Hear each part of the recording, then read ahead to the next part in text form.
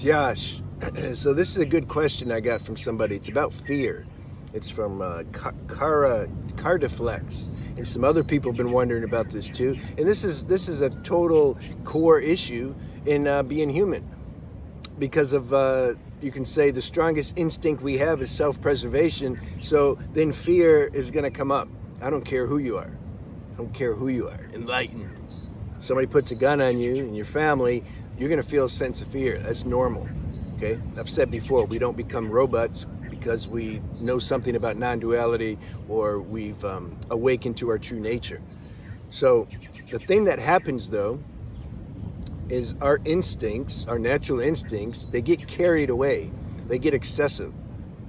You know, like fear, insecurity, sexual instinct, gluttony, all, you know, hungry, like that stuff starts to, when we're not balanced, when we're deep into Maya and delusion, that stuff starts to increase. So then we get insecure and fearful about anything.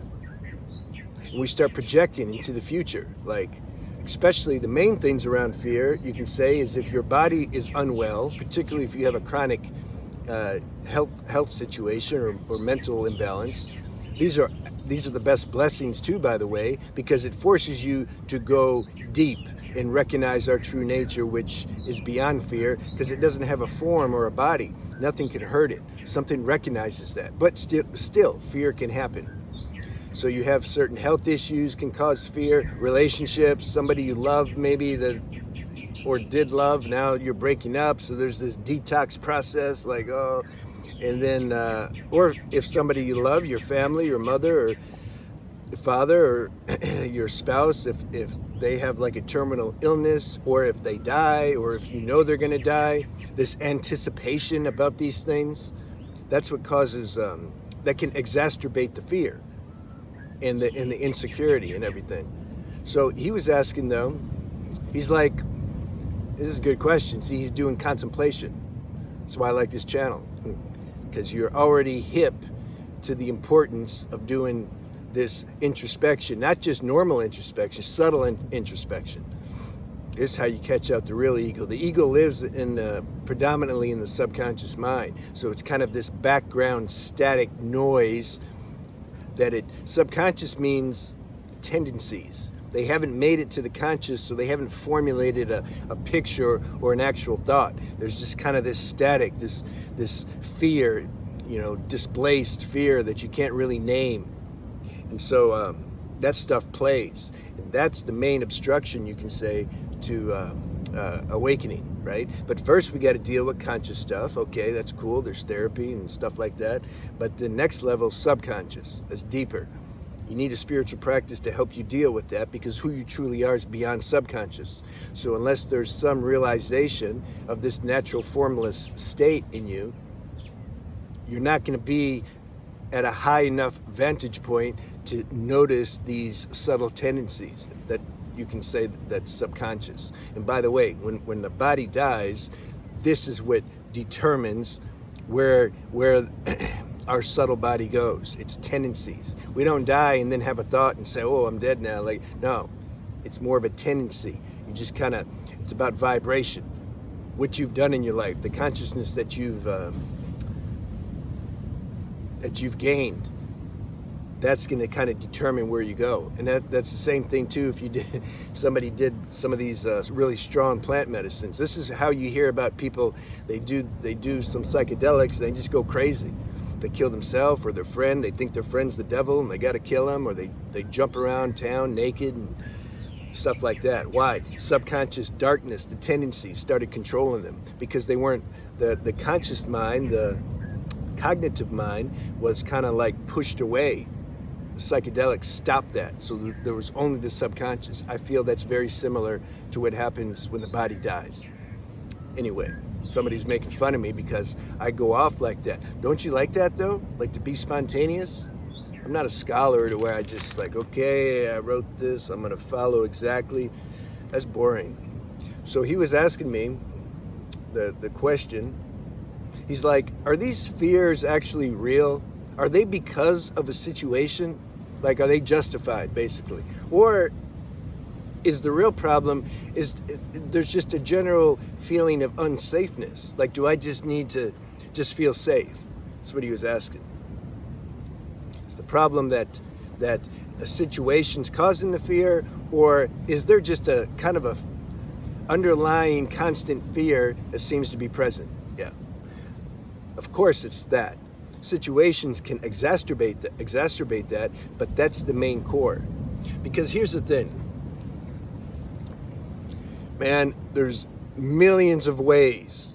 I mean, like literally billions, like right now, millions and billions of ways that this body could die, or that this planet could end. There's so many, like, you know? So something knows that inside, but something doesn't want to really contemplate that. That life is insecure, period. Doesn't matter. You have money, you have muscles, you have whatever, doesn't matter. You can get taken out the same way an ant can get taken out if we step on it.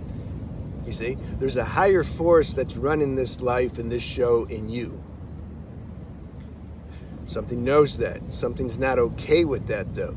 That's what causes this kind of background static type presence of fear. But because you need to go there and realize this. How do you not be fearful, though, if you really realize this? A lot of people, they can't contemplate death. That's a great meditation, by the way.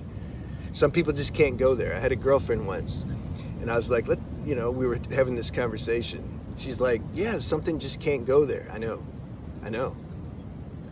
Because the software program, the Matrix software program, if people could really, the average person could contemplate death right now, not before they were ready, if they could contemplate it, they'd just be, go into a depression. If you really realize, like, this body's gonna die. We can go further and say it's already dead, but time is all spliced up, so we haven't got there yet. Okay, that's something else. So something knows how insecure life is. We have to discover who we are in essence, our natural state, non-dual state, whatever word you want to use. This is the spiritual practice. When we discover that, taste that, have an experience of that recognition of that, some people call that awakening, okay, you got to keep your attention there as much as you can. That's the daily practice. When we keep our attention there, somehow then we know we're being taken care of. Intuition, if some fear comes up, unreasonable, unjustified fear comes up, intuition handles it. It's like, well, okay, I identified with the Matrix a little bit too much in that moment. It's cool. This is part of the tax that we got to pay for playing this game, for having this software. So, all right, it's all good. You see, that's spiritual practice. Then you'll notice, and then if you can contemplate on death, your death on top of that, and something feels okay, especially if anyone's ever, you've experienced, you can say your astral body, or you had astral projection, or meditation, plant medicine can do that. You've already, or near-death experience, you've experienced what it's like. You know that when you die, this body's not going to die. No. Opposite. When this body dies, you're still there. Something knows that. So then fear kind of lessens. About death, about anything happening, because you something knows, even if you don't articulate it like this, something knows that you're beyond all this. You may not, it doesn't mean you're beyond feeling the sensations of pain or even suffering. Dependent. Life can be, man, super gruesome to some people. Like, it doesn't matter who you are. Life can construct a situation that you can feel some heavyweight pain. Doesn't matter. Mr. Spiritual Yogi, yeah, it can happen. But something knows that passes, something knows that's temporary, and something knows that something is with you as you're enduring that. You're enduring this tough situation. So something relaxes. So therefore, just in your normal daily life, you're not so fearful, because you've recognized who you are beyond the matrix dimension, which is where fear exists, because it's the software for this human dimension. the instincts. It's natural to have fear, but it also, there's potential to be excessive. The software programs can get excessive. Too much fear, too much insecurity. See? So did I hit everything? Oh yeah, the last thing. So the mind gets clever. The mind will say, well, look, I can move my arm. See? You're saying like I can't control anything, that anything can happen anytime, and I'm just so powerless I can't do anything.